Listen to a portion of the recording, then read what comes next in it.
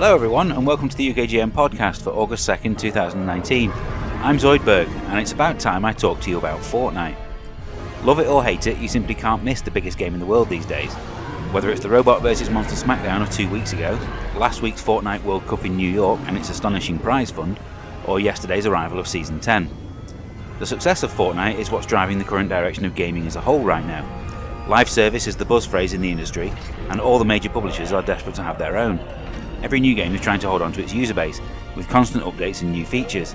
It's no longer enough for publishers that we buy the game and enjoy it. They want us to keep playing it for years. After all, if we aren't playing their game anymore, we're not going to spend money on a new hat for our avatar. While there have been successes in this area, like Bungie's Destiny 2 and Respawn's Apex Legends, they are the overwhelming exception, and at the other end of the scale we have had high-profile failures like Anthem and Fallout 76, two games that fundamentally misjudged what gamers wanted out of them, and although both are significantly better games now than they were at launch, the damage to their reputation was terminal.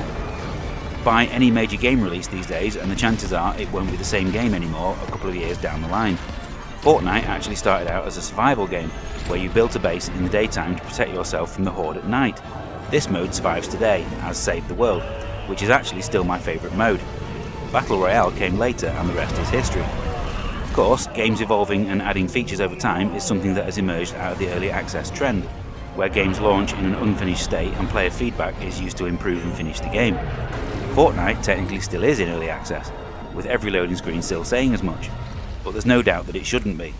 There are full releases that aren't this polished. It's easy to mock these trends in gaming, but if you don't like where things are heading, you could turn back to the old days. Retrogaming is on the rise also, and the current gaming market has probably been a strong contributing factor in this. We still like the fact that if we wanted to play a game on the SNES, Mega Drive or Amiga, it will be exactly the same today as it was when we first loaded it up. So at the end of the day, it's not all bad news. Here are 5 games that evolved after release for better or worse.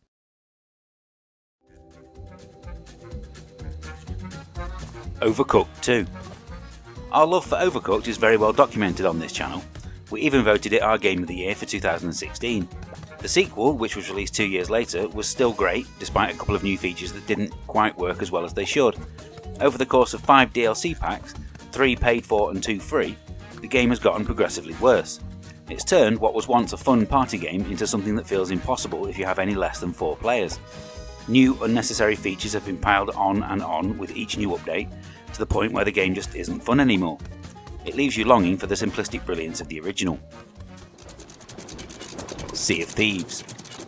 While the world was undeniably beautiful, when Sea of Thieves arrived in early 2018, people were quick to point out that it suffered from a lack of content.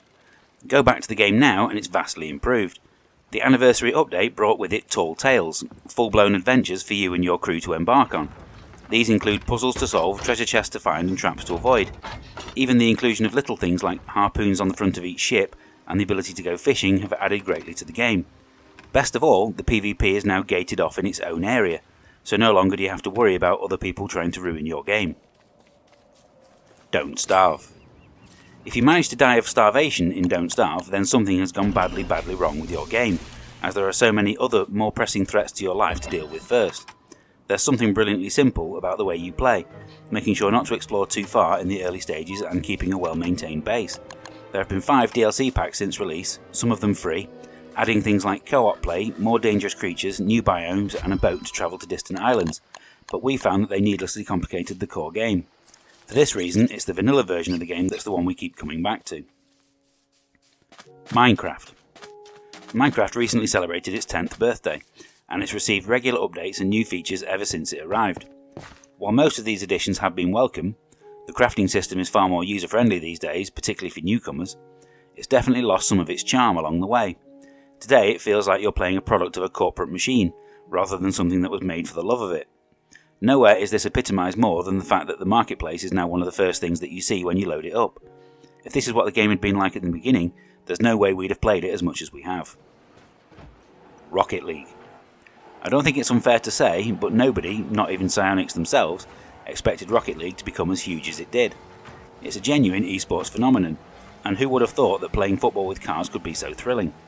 Crucially, it's fun to play through the single-player tournament mode too, which allows you to get some much-needed practice before going online. Since release, new ways to pit 2 teams against each other have been introduced, including motorised variations on ice hockey and basketball. None of these new modes are as enjoyable as the original though, but it's nice to have a bit of variation.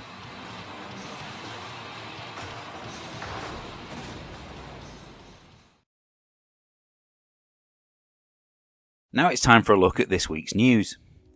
At last week's QuakeCon, Bethesda chose to celebrate the 25th anniversary of Doom by surprise releasing the first 3 games on all current consoles. These games are all excellent in their own way, and still worth playing all these years later. But the excitement over the release soon became marred by other outside issues. A login to a Bethesda account was required before you could play any of them, which wasn't an issue for me as I already had an account from playing Elder Scrolls Legends years ago. Also, if you previously owned the games via their Xbox Live Arcade releases, they mysteriously disappeared from your download list. The publisher was quick to acknowledge that there was an error and fixed both of these issues via a patch. Following on from Cuphead, another former Xbox exclusive is heading to the Nintendo Switch in November.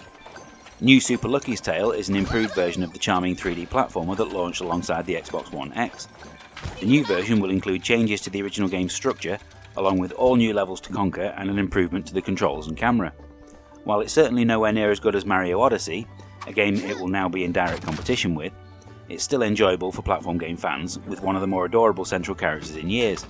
It's due to be released on November the 8th, and although there's no price yet announced, let's hope it matches the mid-range price of the Xbox One original. Games with Gold for August have been announced, and it's the best month for ages, but you'd better make sure that you have a lot of hard drive space and decent broadband. Available now is Gears of War 4, which will be a 117GB download and is a decent, if unadventurous, entry in the long-running series. From the 16th of August this will be joined by Forza Motorsport 6, and both of these games look spectacular in 4K if you have an Xbox One X. Also available now is Torchlight, which is an excellent action RPG that's well worth playing, and coming later in the month is Castlevania Lords of Shadow. This 3D action game isn't a traditional entry in the series, but it features some excellent boss fights, great voice work from Robert Carlyle and Patrick Stewart, and had input from Kojima Productions during development. All these games are yours to keep after downloading, so make sure you don't miss out. Let's have a look at the new releases now, with this week's reviews. Wolfenstein: The New Order and its sequel are 2 of the best shooters of recent years, and they succeeded because they focused on being the best single-player experience that they could be, without any need for multiplayer.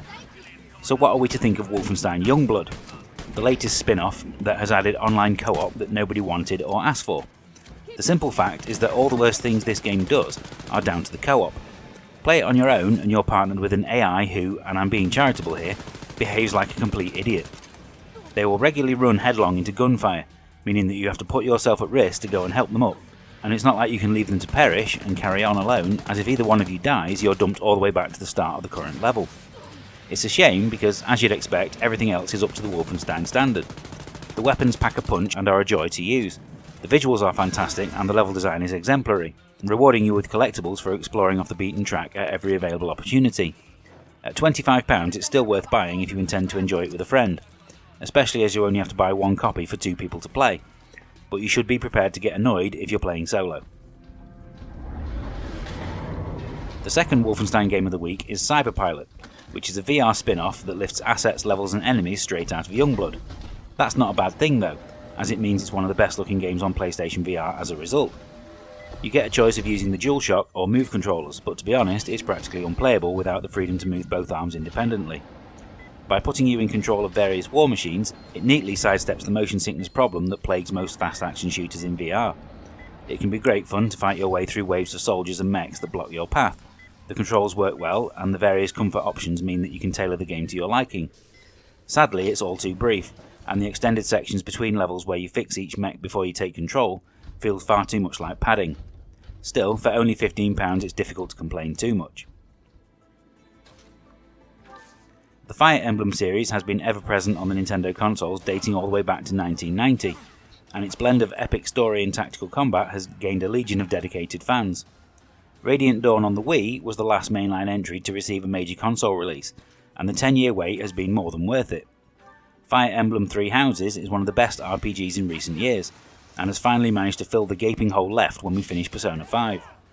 The turn-based combat is deep, challenging and incredibly satisfying, and the way that every little action your characters perform will earn them XP allows for greater risk with each. We're playing it on casual mode, as the idea of permadeath for characters that we've invested so much time in is too devastating to even contemplate. Our only gripe is that we're getting so involved in the game that our Switch keeps running out of battery. It's not really one for portable mode. Oxygen Not Included, which came out of early access this week, is a base-building survival sim that reminded us of The Settlers, in how it's fun to just set tasks for your survivors and then sit back and watch them work. Not that you'll have much time to do so, as this game can be brutal. Like Don't Starve before it, there's no tutorial to speak of, meaning that you have to learn through trial and error by simply playing. It's a system that works, as you'll be discovering new things and new ways of thinking constantly. Maps are randomly generated, so no two games are alike, meaning that it's a great game to return to over and over again. We had a couple of pathfinding issues where workers got stuck, despite their route being clear, but on the whole, the time in early access has produced a polished and glitch-free experience. Clay Entertainment's back catalogue is full of fantastic games in every genre they tried their hands at, and this is another one that can be added to the list. Now it's time to bring the show to a close in the usual way with our choice for Retro Game of the Week. In honour of the start of the Ashes, we've gone for Brian Lara Cricket on the PlayStation, which is still the best cricket game ever made. Released in 1998, this was the second game in the series, after a successful incarnation on the Mega Drive, and the first one to be developed by Codemasters themselves.